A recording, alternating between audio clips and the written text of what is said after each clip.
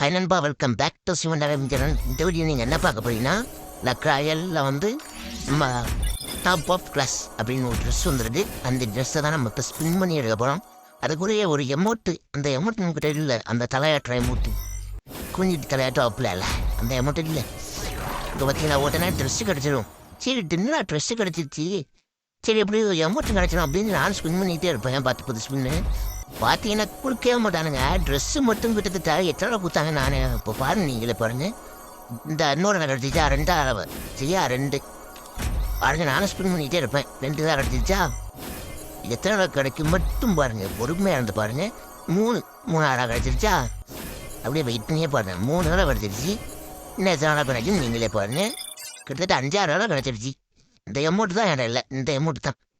சரி இது எப்படியா எடுத்துடணும் அப்படின்ட்டு தான் ஸ்பின் பண்ணிக்கிட்டே இருப்பேன். சரி வெளியே வந்து மறுபடியும் ட்ரை பண்ணி பார்ப்போம், உள்ளே போய் கிடைக்குதம்மா அப்படின்ட்டு மறுபடியும் ஸ்பின் பண்ணி பார்த்தேன். பார்ப்போம் 3 தடவை கிடச்சிருக்கு அந்த ட்ரெஸ் மட்டுமே. கொடுத்ததே மறுபடியும் கொடுக்காங்க. அதான் நமக்கு காண்டு. 3 தடவை கொடுத்தாங்களா, மறுபடியும் பாருங்க எத்தனை கொடுக்குறாங்க. 3 என்னடா என்ன கொடுக்கல போங்க சீக்கிரம். 4 தடவை கொடுத்தாங்க. கொடுத்ததே 4 தடவை கொடுத்துருக்கானு.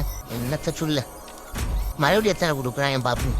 4 அந்த எமௌண்ட் கிடச்சிச்சா. எமௌண்ட் கிடச்சிருச்சு ரைட்டு. 4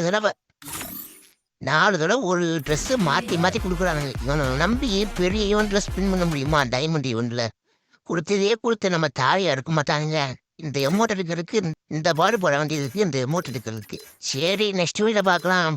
இன்னைக்கு கேம் பிளே வந்து வீடியோ எதுவும் கிடைக்கல, அதனால தான் அந்த ஸ்பின்னிங் வீடியோ போட்டுட்டேன். பாய், நெக்ஸ்ட் வீடியோவில் பார்க்கலாம்.